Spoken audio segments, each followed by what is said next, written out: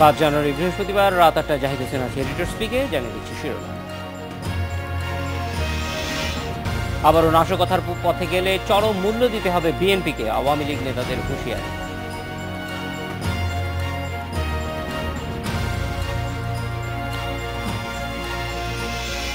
দেশজুড়ে বিএনপির কর্মসূচিতে সংঘর্ষে আহত 35, সরকারের বিরুদ্ধে সংঘাত উস্কে দেওয়ার অভিযোগ।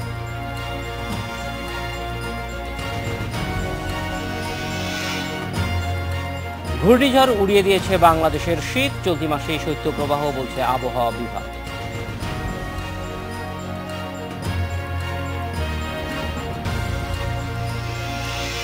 দশম জাতীয় সংসদ নির্বাচনের তৃতীয় বর্ষপূর্তি দিনটিকে গণতন্ত্রের বিজয় দিবস হিসেবে পালন করল আওয়ামী লীগ। এ উপলক্ষে দলটি সমাবেশ করেছে রাজধানীর বঙ্গবন্ধু অ্যাভিনিউ ও রাসেল স্কোয়ারে। ঢাকা মহানগর দক্ষিণ আওয়ামী লীগের উদ্যোগে বঙ্গবন্ধু অ্যাভিনিউ সমাবেশে দলের নেতারা বলেন, ভবিষ্যতের সরকার উৎখাতের নামে খালেদা জিয়া কোনো নাশকতার পরিকল্পনা করলে দেশবাসী তা শক্ত হাতে প্রতিহত করবে। রাসেল স্কোয়ারে সমাবেশে যোগ দেন সৈয়দ আশরাফুল ইসলাম, দীপুমণি, জাহাঙ্গীর কবির নানক, মতিয়া চৌধুরী সহ শীর্ষ নেতারা। এ সময় তারা বলেন, সাংবিধানিক ধারাবাহিকতা রক্ষা করে 2014 সালের নির্বাচনের কোনো বিকল্প ছিল না। উত্তরের সর্বস্তরের নেতৃবৃন্দ, আমার সামনে উপবিষ্ট গণতান্ত্রিক ধারা আগামী দিনে আরো শক্তিশালী হবে। তখন আমাদের কেয়ারটেকার সরকারের কোনো প্রয়োজন হবে না, সেনাবাহিনীর কোনো প্রয়োজন হবে না। এই যে রাষ্ট্র ব্যবস্থা, নির্বাচন ব্যবস্থা যদি আমরা চর্চা না করি, এই বাংলাদেশে কোনোদিনই আপনার সুশাসন থাকবে না, গণতান্ত্রিক রাষ্ট্রের ব্যবস্থাও থাকবে না। এই দেশের অগ্রগতি অগ্রযাত্রাকে আর ব্যাহত করতে দেওয়া হবে না। দুইবার শিক্ষা দেওয়া হয়েছে, তারপরে যদি শিক্ষা না পেয়ে থাকো, ইনশাল্লাহ আগামী নির্বাচনের মধ্য দিয়ে বাংলার মানুষ শেখ হাসিনার পক্ষে রায় দিয়ে চিরদিনের মতো তোমাদের গণতন্ত্রের শিক্ষা দিয়ে দেবে। এ বিষয়ে কথা বলতে আমাদের সঙ্গে আছেন রাজশাহী মহানগর আওয়ামী লীগের সাধারণ সম্পাদক ডাবলু সরকার এবং খুলনা মহানগর বিএনপির যুগ্ম সাধারণ সম্পাদক অধ্যক্ষ তরিকুল ইসলাম। স্বাগত ডাবলু সরকার, তরিকুল ইসলাম। আমরা ডাবলু সরকার আপনার কাছ থেকে একটু জানতে চাই যে রাজশাহীতে আজকে গণতন্ত্রের বিজয় দিবস আপনারা উদযাপন করেছেন, কিভাবে উদযাপন হলো এবং রাজশাহীর মানুষ এটাতে কতটা সম্পৃক্ত ছিলেন?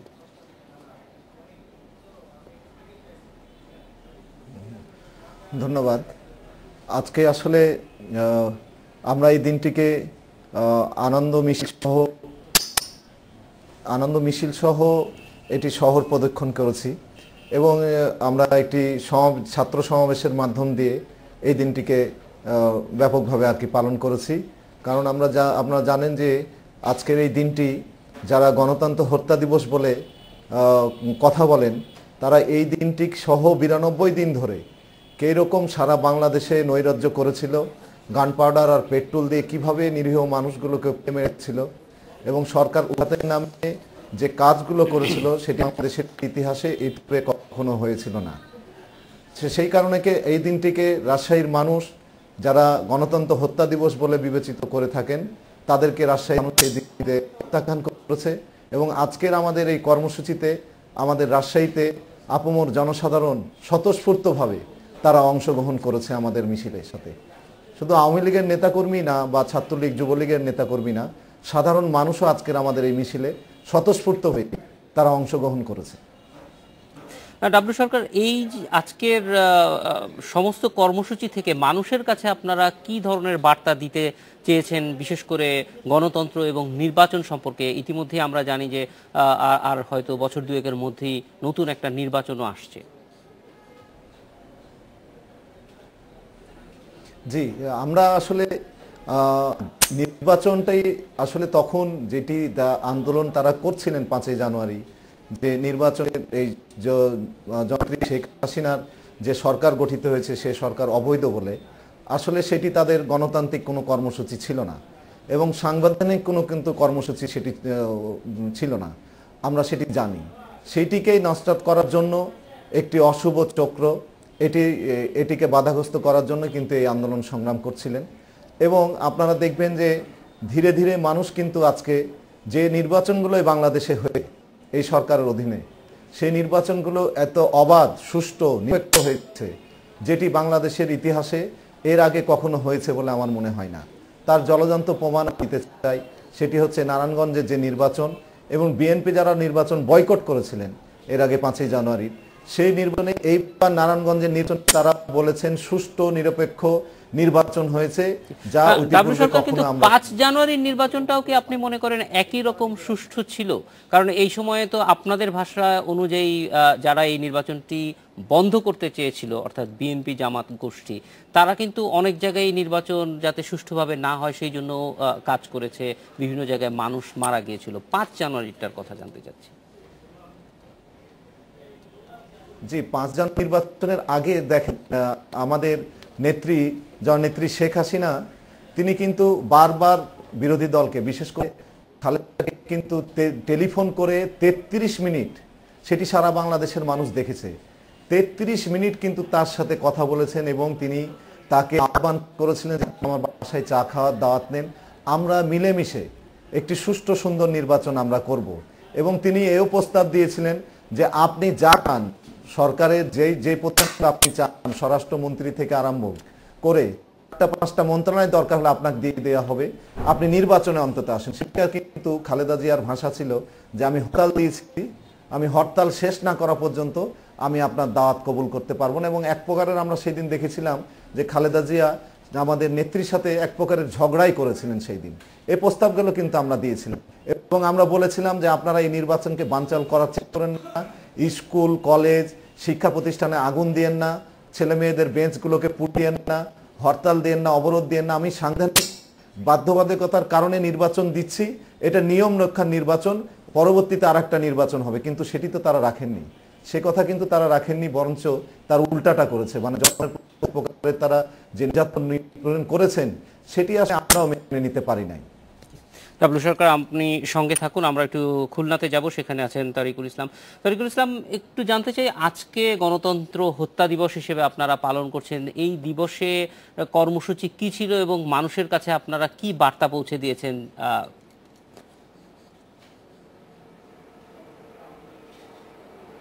ধন্যবাদ আপনাকে।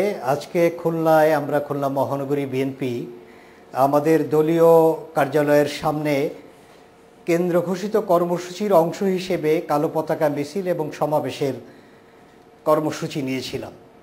সেখানে আমরা পুলিশ প্রথমে আমাদেরকে তাদের ভাষায় অনুমতি দিতে গড়িমসি করে এবং প্রথমে প্রস্তাব দেয় যে বিএনপি কার্যালয়ের মধ্যে, যেখানে 150 জন মানুষ সর্বোচ্চ সংকুলন হয়, সেখানে অনুষ্ঠানটি করার জন্য তারা প্রথমে বলে। পরবর্তীতে খুলনায় বিএনপির সাংগঠনিক অবস্থা নিঃসন্দেহে আপনারাও জানেন, আমাদের অনড় অবস্থার কারণে তারা সমাবেশটি আমাদের দলীয় কার্যালয় চত্বরে করতে সম্মত হন এবং আমরা যথারীতি একটি স্বতঃস্ফূর্ত এবং বিপুল সংখ্যক মানুষের উপস্থিতিতে একটি সমাবেশ করি। পরবর্তীতে সমাবেশ শেষে কালো পতাকা মিছিল নিয়ে যখন আমরা বের হই, তখন কার্যালয়ের অদূরেই খুলনা সদর থানার সামনে বিপুল সংখ্যক পুলিশ আমাদেরকে আটকে দেয় এবং সেখানে দীর্ঘ সময় আমরা অবস্থান গ্রহণ করি। এক পর্যায়ে জোহরের নামাজের আজান শুরু হলে আমরা কর্মসূচি স্থগিত করে ফিরে আসি। অর্থাৎ পুলিশ আমাদেরকে আমাদের মূল কর্মসূচি, যেটি কালো পতাকা মিছিল, সেটি করতে দেয়নি। তবে খুলনা শহরের বিভিন্ন থানা, ওয়ার্ড, অঙ্গ সহযোগী সংগঠনগুলো তারা কালো পতাকা সহকারে মিছিল নিয়েই আমাদের সমাবেশে যোগদান করে। এটি ছিল খুলনার কর্মসূচি। আপনি প্রসঙ্গক্রমে উল্লেখ করেছেন যে কি বার্তা আমরা জনগণকে দিচ্ছি। বার্তা তো খুবই পরিষ্কার। 2014 সালের 5ই জানুয়ারি এখানে একটি নির্বাচন অনুষ্ঠিত হয়েছিল বাংলাদেশে, যেটি নিয়ে কত বিতর্ক এবং সেটি যে কত দুর্বল একটি নির্বাচন, কত প্রহসনের নির্বাচন, সেগুলো তো সামাজিক যোগাযোগ মাধ্যম সহ তৎকালীন সময়ের পত্র পত্রিকা, মিডিয়ায় স্পষ্টভাবে আপনারাই তুলে ধরেছেন। আমরা লক্ষ্য করেছি যে একই সঙ্গে অলস পুলিশ দায়িত্বরত এবং আনসার, এবং একই সঙ্গে তারই পাশে কুকুর নির্বাচন কেন্দ্রে নিদ্রা গিয়েছে। এমনকি আওয়ামী লীগের এজেন্টদেরকে খুঁজে পাওয়া যায়নি। প্রায় 51টিরও অধিক ভোট কেন্দ্রে একজন ভোটারও ভোটদানে অংশগ্রহণ করেননি এবং 153 জন মানুষ কোনো প্রতিদ্বন্দ্বিতায় ছাড়াই তারা সংসদ সদস্য হয়ে গেলেন। এই ধরনের ইতিহাস পৃথিবীর আর কোনো গণতান্ত্রিক রাষ্ট্রে আছে কিনা, সভ্য রাষ্ট্রে আছে কিনা, সে প্রশ্নটি তো জনগণ করতেই পারে। তার থেকে বড় জিনিস যেটি আমরা জনগণকে বার্তা দিতে চেষ্টা করেছি, আমরা লক্ষ্য করছি যে গণতন্ত্রের জন্য আমরা আজীবন লড়াই করার একটা ঐতিহ্য বাংলাদেশের মানুষের আছে। এবং যদি আমরা ইতিহাসকে ইতিবাচক দৃষ্টিভঙ্গিতেও দেখি, আওয়ামী লীগের সাংগঠনিকভাবে বেড়ে ওঠা সেটি তো পাকিস্তান আমলে স্বৈরশাসকের বিরুদ্ধে লড়াই করে বেড়ে ওঠা, গণতন্ত্রের জন্য লড়াই করে বেড়ে ওঠা। এমনকি তাদের নেতাকে যে বঙ্গবন্ধু উপাধি দেওয়া হলো সেটি তো গণতন্ত্রের লড়াইয়ে তার আপসীন সংগ্রামের কারণেই তাকে সে উপাধি দেওয়া হয়েছিল। অথচ তাদেরই উত্তরসূরি সেই মুজিব কন্যা শেখ হাসিনার আমলে আমরা কি দেখছি? 153 জন বিনা প্রতিদ্বন্দ্বিতায় নির্বাচিত হচ্ছেন, 5% মানুষ ভোটে অংশগ্রহণ করে নাই। সেই ধরনের একটি সরকারকে নিয়ে তিনি পথ চলছেন এবং বলছেন 2019 সালের আগে কোনো নির্বাচন হবে না। সংবিধানের কথা তিনি বলছেন। সংবিধান সম্মত কথা যদি বলতেই হয় তাহলে গণতন্ত্রের কি কি উপাত্ত আছে সেটি তো আমাদের কারোরই অজানা না। সেক্ষেত্রে আপনারা লক্ষ্য করবেন যে আইয়ুব খানের স্বপ্ন আজকে দেশে বাস্তবায়িত হচ্ছে। জেলা পরিষদ নির্বাচনে বেসিক ডেমোক্রেসির আদলে একটি নির্বাচন হয়েছে যেখানে জনগণের সরাসরি অংশগ্রহণের কোনো সুযোগ ছিল না, এবং সেখানে টাকার খেলা এবং কি ধরনের প্রহসন হয়েছে তা আওয়ামী লীগের পরাজিত প্রার্থীরাই বিভিন্ন গণমাধ্যমে তারা সোচ্চার কণ্ঠে বলেছেন। আপনি লক্ষ্য করছেন বাংলাদেশে আমরা একটা বিরতিতে যাব, কিন্তু ফিরে এসে আপনার কাছে একটু জানতে চাইবো যে এই রকম একটা পরিস্থিতিতে আমরা যেটা জানতে চাচ্ছি যে আগামী 2 বছরের মধ্যেই হয়তো আরো একটা নির্বাচন আসছে, সেই নির্বাচনের ব্যাপারে আপনাদের তৃণমূল থেকে কি ধরনের বার্তা দেয়া হচ্ছে? মানুষ সেই নির্বাচনে যেতে চায় বা যেতে চাইলে কিভাবে পরিস্থিতিতে যেতে চায়, সেই বিষয়গুলো একটু আলোচনা করব। ডাবলু সরকার এবং তারিকুল ইসলাম, আপনারা দুজনেই সঙ্গে থাকুন, আমরা একটা বিরতির পর ফিরে আসছি। নিচে একটা বিরতি। দশম জাতীয় সংসদ নির্বাচনের 3য় বর্ষপূর্তি নিয়ে কথা বলতে আমাদের সঙ্গে আছেন রাজশাহী মহানগর আওয়ামী লীগের সাধারণ সম্পাদক ডাবলু সরকার এবং খুলনা মহানগর বিএনপির যুগ্ম সাধারণ সম্পাদক অধ্যক্ষ তারিকুল ইসলাম।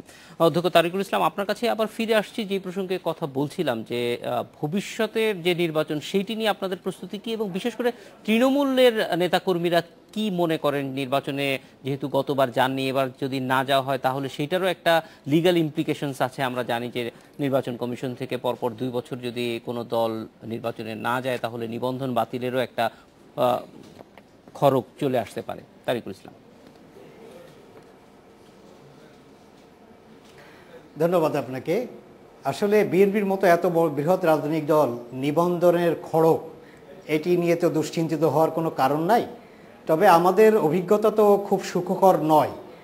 আমরা 2008 সালে একটা নির্বাচন করেছি অনেকটা বিপর্যস্ত অবস্থায়। আপনারা জানেন যে তৎকালীন সামরিক সরকার সবচেয়ে বেশি বিএনপিকেই ক্ষতিগ্রস্ত করেছে। বিএনপিকে ভেঙে ফেলা থেকে শুরু করে বিএনপির শীর্ষ নেত্রী বেগম খালেদা জিয়া, তারেক রহমান সহ সকলের উপরে যে নিষ্ঠুর নির্যাতন করেছেন, সেই প্রেক্ষাপটে আমরা 2008 সালে অনেকটা অগোছালো অবস্থায় একটা নির্বাচনে অংশগ্রহণ করেছি। কিন্তু ব্যাপারটাকে একটা তো আপনারা বলছেন নির্যাতন, কিন্তু একই সঙ্গে এটাও কি হতে পারে যে এই ভঙ্গুরতা আসলে দলের মধ্যেই ছিল, দলটা ভাঙা হয়তো যে কোনো কারণেই হোক ঠিক মতো গড়ে ওঠার না কারণে যথাযথ নেতৃত্বকে যথাযথ জায়গায় নিয়ে না আসা, তৃণমূল থেকে যারা সবসময়ই বিএনপির সঙ্গে ছিল তাদেরকে যথাযথ মূল্যায়ন না হওয়া, সেরকম কিন্তু একটা কথা আজকাল আপনাদের ভেতর থেকেই উঠছে যে কেন এত সহজে বিএনপির মতো একটা বড় দলের নেতৃত্বকে 1/11-এর পরে এতটা ভালনারেবল করা গেল।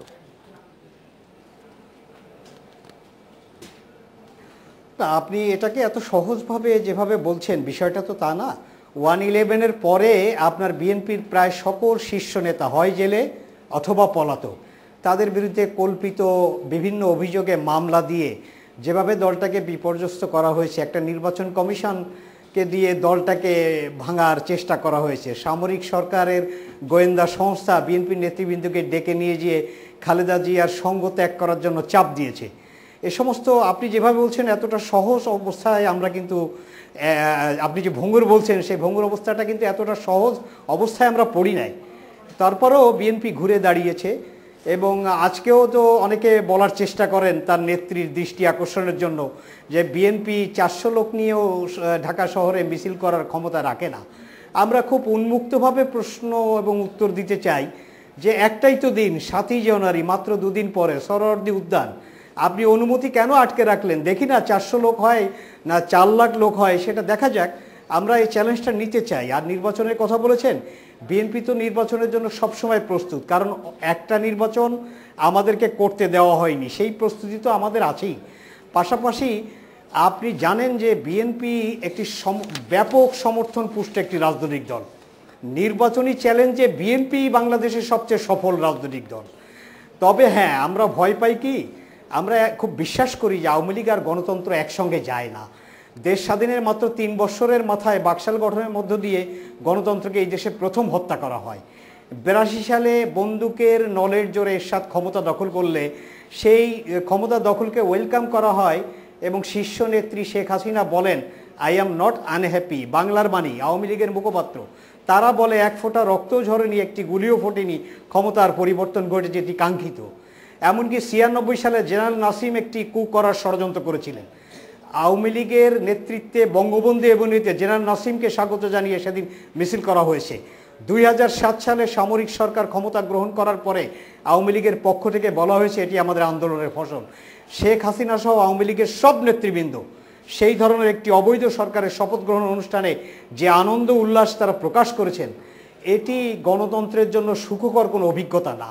আমরা আওয়ামী লীগকে এই একটা প্রশ্নে প্রচণ্ড ভয় পাই যে আওয়ামী লীগ গণতন্ত্রের ভাষা বোঝে না।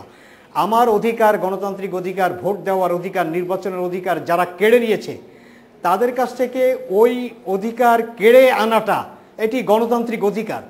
আমরা সে পথে আগাচ্ছি না, আমরা যথেষ্ট সতর্কভাবে এগোচ্ছি একটি দায়িত্বশীল গণতন্ত্র মনা রাজনৈতিক দল হিসাবে। তারিকুল ইসলাম, আমরাও আশা করি যে এই দায়িত্বশীল যে গণতন্ত্র প্রক্রিয়ার মধ্যে আপনারা আছেন সেইটার মধ্যেই এগিয়ে যাবে। আমরা একটু রাজশাহীতে যাব ডাবলু সরকারের কাছে। ডাবলু সরকার, সামগ্রিকভাবে আমরা জানি যে যেরকমই হোক না কেন 2 বছর পরেই নির্বাচন আছে এবং এখন থেকেই সেটা নিয়ে নিশ্চয়ই আপনারাও তৃণমূল পর্যায়ে প্রস্তুতি নিচ্ছেন যাতে একটা সুষ্ঠু নির্বাচন আগামীতে হয়, কারণ 5ই জানুয়ারির যে নির্বাচন সেরকম একটি নির্বাচন নিশ্চয়ই আপনারাও প্রত্যাশা করেন না, যাতে সব দলের অংশগ্রহণ ছিল না।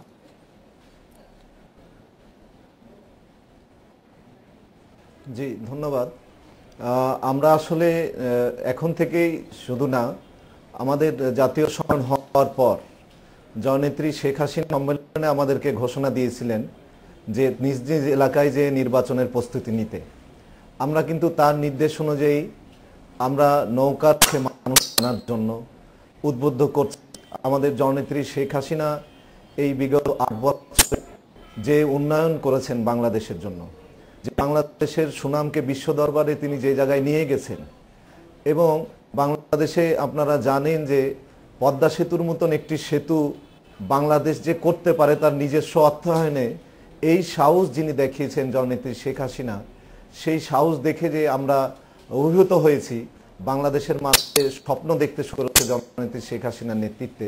স্বপ্নের কথা যে কি আগামী দিনের বাংলাদেশ, কি বাংলাদেশ হবে, সেই স্বপ্নের কথা, সেই বাংলাদেশের কথা আমরা আজকাল আমরা নিশ্চিত যে আপনারা এইসব স্বপ্নের কথা মানুষকে বোঝাচ্ছেন এবং আমরা আশা করি যে ভবিষ্যতে যেন সবার অংশগ্রহণে একটা নির্বাচন হয় যেটি বাংলাদেশের এই উন্নয়নকে, গণতান্ত্রিক প্রক্রিয়ারও উন্নয়ন হয়েছে বলে আমরা নিশ্চিত হতে পারবো। সেরকম একটি নির্বাচন আমরা সবার অংশগ্রহণে, সেটা অবশ্যই বিএনপির কিভাবে হবে আমরা জানি না, বিএনপি থেকে শুরু করে সব রাজনৈতিক দলকেই আপনারা সঙ্গে নিতে পারবেন। ডাবলু সরকার এবং তারিকুল ইসলাম, আপনাদের দুজনকেই অনেক ধন্যবাদ আমাদের সঙ্গে যোগ দেওয়ার জন্য। এডিটর স্পিকে নিচ্ছে আর একটা বিরতি। 10ম জাতীয় সংসদ নির্বাচনের তৃতীয় বর্ষপূর্তি নিয়ে কথা বলতে আমাদের সঙ্গে আছেন সিলেট থেকে জেলা জাতীয় পার্টির সভাপতি আব্দুল্লাহ সিদ্দিকী। আব্দুল্লাহ, আমরা একটু জানতে চাই যে এই দিনটিকে সরকার এবং বিরোধী দল বা সাবেক বিরোধী দল বিএনপি দুইভাবে পালন করছে। ইতিমধ্যে আমাদের সঙ্গে বরিশাল থেকে যোগ দিয়েছেন অ্যাডভোকেট আব্দুল হাই মাহবুব, জাসদের সাধারণ সম্পাদক বরিশাল জেলার। আপনাকেও স্বাগত। আব্দুল্লাহ সিদ্দিকী, আপনারা এই দিনটিকে কিভাবে দেখছেন এবং বিশেষ করে বিএনপি এবং আওয়ামী লীগ যেভাবে উদযাপন করছে সেই বিষয়টির ব্যাপারে আপনাদের পর্যবেক্ষণ কি?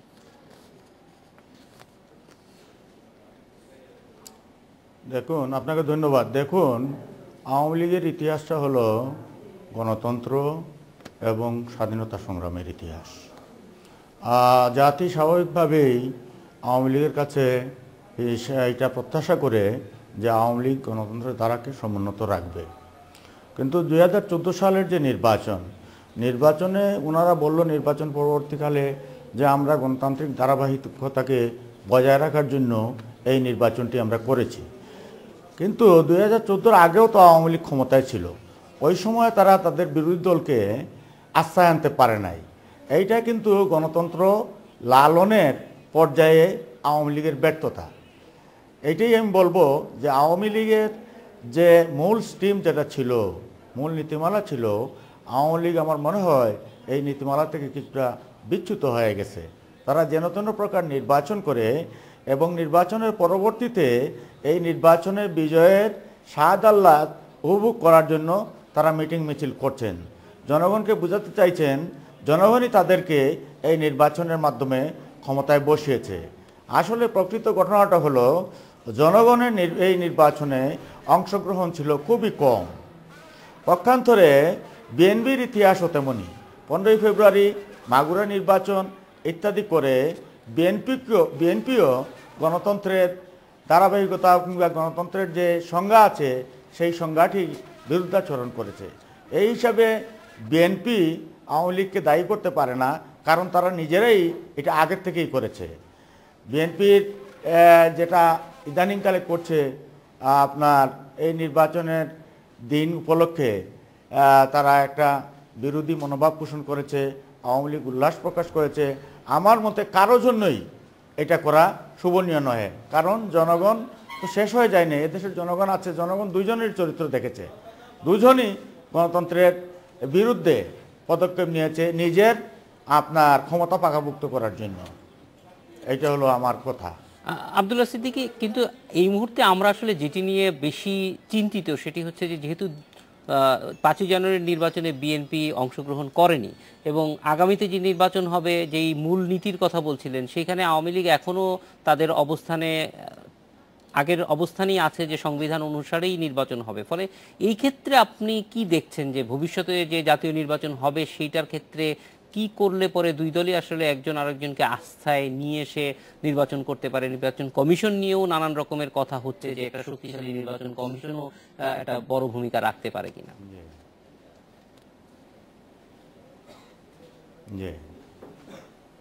আসলে ব্যাপারটা আমি খোলামেলা বলি, এখনো এই দেশের জনগণ মনে করে আপনার 5 জানুয়ারি 14 নির্বাচনের মতো আরেকটা নির্বাচন আগামীতে এই দেশে হবে। আওয়ামী লীগকেই এটা প্রমাণ করতে হবে নির্বাচনের আগে তার বিভিন্ন কর্মকাণ্ড দিয়ে যে না, আমরা আর এইরকম নির্বাচনটি চাই না, আমরা চাই সুষ্ঠু গণতান্ত্রিক দ্বারা এবং সকলের কাছে গ্রহণযোগ্য নির্বাচন। পক্ষান্তরে দেখুন বিএনপির একগুঁয়েমি, গত নির্বাচনে বিএনপি না আসা এটা তার একগুঁয়েমি চরিত্রের একটা বহিঃপ্রকাশ ছিল। যখন রাষ্ট্রপ্রধান বিএনপি চেয়ারপারসনকে ডেকেছিলেন আলোচনার জন্য, তখন কিন্তু তিনি আলোচনায় যান নাই। বিএনপিরও উচিত হবে যে গণতন্ত্র রক্ষার স্বার্থে তারাও যাতে সহযোগিতা করেন, সহযোগিতার মনোভাব নিয়ে এগিয়ে আসেন এবং নির্বাচনের একটা সুষ্ঠু পরিবেশ সৃষ্টি হয়, সেই দিকে তাদের কাজ করা উচিত। জি, আব্দুল্লাহ সিদ্দিকী, আমরা একটু বরিশালে যাব। অ্যাডভোকেট আব্দুল্লাহ মাহবুব, আপনার কাছ থেকে জানতে চাই, আজকে দুটি দল দুইভাবে দিনটিকে উদযাপন করছে, কিন্তু আমরা যারা সাধারণ মানুষ আমরা কিন্তু আসলে ভবিষ্যৎ নিয়েই বেশি চিন্তিত যে সত্যিকার অর্থেই সামনে যে নির্বাচন হবে সেই নির্বাচনে এই দুই দল যদি আগের অবস্থানেই থাকে তাহলে হয়তো সাধারণ মানুষের জন্য একটা মানে বলা যায় যে তারা এরকম অবস্থান চান না। ফলে এই পরিবর্তনটা কিভাবে সম্ভব, কিভাবে সামনে সবার অংশগ্রহণে, সব মানুষের অংশগ্রহণে একটা নির্বাচন সম্ভব? ধন্যবাদ। বিষয়টি হচ্ছে যে আজকে যে বিএনপি যে কথাটি বলছে গণতন্ত্র হত্যা দিবস, আসলে গণতন্ত্রের সংজ্ঞা কি এটা বিএনপির স্পষ্ট করা উচিত। বিএনপির গণতন্ত্রের সংজ্ঞা কি? যদি বিএনপি বলে যে একটি নির্বাচনের পরে যে নির্বাচনই হয়েছে 2008 সালের ডিসেম্বরের নির্বাচনও যখন বিএনপি পরাজিত হয়েছে, নির্বাচনী ফল তারা মানেননি। 2014 সালের 5 জানুয়ারির নির্বাচনে তারা আসেননি, তাদের দাবি অনুযায়ী তথাকথিত তত্ত্বাবধায়ক সরকারের বিধান না করায়। এখন বিএনপির কথা শুনলে দেশে গণতন্ত্র আছে, বিএনপির কথা না শুনলে দেশে গণতন্ত্র নাই, আমার মনে হয় এই ধারণাটি ঠিক নয়। আব্দুল ভাই মাহবুব, আমরা একটা ছোট্ট এক মিনিটের একটা বিরতি নিয়ে আপনার কাছ থেকে এই বিষয়টিকে আরেকটু বিস্তারিত জানতে চাইব। একটা বিরতির পর আপনার কাছে আবার ফিরে আসছি। 1 মিনিটের একটা বিরতিতে যাচ্ছি। আব্দুল্লাহ মাহবুব, আমরা আপনার কাছে আবার ফিরে আসছি যে আগামী নির্বাচনটা আসলে কি হলে পরে মনে করেন যে বিএনপি এবং আওয়ামী লীগের পক্ষ থেকে কি ধরনের আচরণ আপনি চান যাতে একটা সুষ্ঠু নির্বাচন সম্ভব হয়? ধন্যবাদ। বিষয়টি হচ্ছে যে একটি দেশের সংবিধান আছে, সংবিধান অনুযায়ী রাষ্ট্র পরিচালিত হয়। আপনি যদি সংবিধানের কোনো বিষয়কে সমর্থন না করেন, দ্বিমত করেন, আপনি ভবিষ্যতে রাষ্ট্র ক্ষমতায় আসীন হয়ে সাংবিধানিক সেই ধারা পরিবর্তনের চিন্তা করতে পারেন। তার আগে যতক্ষণ মতো সংবিধানের যে বিধিবিধান বহাল আছে সেটাকে অস্বীকার করে আপনি আপনার পছন্দ মতো প্রস্তাব দেবেন, সেটা না মানলে গণতন্ত্র হবে না, এইটা যুক্তিটা সঠিক নয়। বাংলাদেশের সংবিধানের প্রচলিত বিধান অনুযায়ী যে আগামী নির্বাচন 2018 সালের শেষ দিকে বা 19 সালের প্রথম দিকে, সেই নির্বাচনে যারা দেশে সাংবিধানিক ধারা বহাল থাক, মুক্তিযুদ্ধের চেতনায় রাষ্ট্র পরিচালিত হোক, উন্নয়নের দ্বারা থাকুক, দেশে জঙ্গি সন্ত্রাস নির্মূল করা হোক, এর মাধ্যমে বাংলাদেশ এগিয়ে যাক, এই লক্ষ্যকে সামনে রেখে যারা দেশকে এগিয়ে নিতে চান তাদের প্রত্যেকের দায়িত্ব হবে আগামী সংসদ নির্বাচনে সংবিধানের বিধান অনুযায়ী অংশগ্রহণ করা উচিত। যদি কেউ নির্বাচনে অংশগ্রহণ না করে, দেখুন যে কোনো খেলায় প্রতিদ্বন্দ্বী যদি শক্ত না থাকে তাহলে সেই খেলাটি জাঁকজমকপূর্ণ হয় না। তো 2014 সালের 5ই জানুয়ারির নির্বাচনে বিএনপি নির্বাচন থেকে দূরে থেকে তারা নির্বাচনকে বর্জন করে নির্বাচনকে নস্যাৎ করার চেষ্টা করেছিল, যাতে এই 2014 সালে নির্বাচন না হলে দেশে একটি অসাংবিধানিক সরকার গঠিত হোক। সেই সুযোগটি বাংলাদেশে জনগণ তৎকালীন সময়ের প্রধানমন্ত্রী শেখ হাসিনার নেতৃত্বে 14 দল মহাজোট সেই সুযোগটি বিএনপি এবং তার রাজনৈতিক মিত্র জামাত সহ অন্যান্যদেরকে দেয়নি।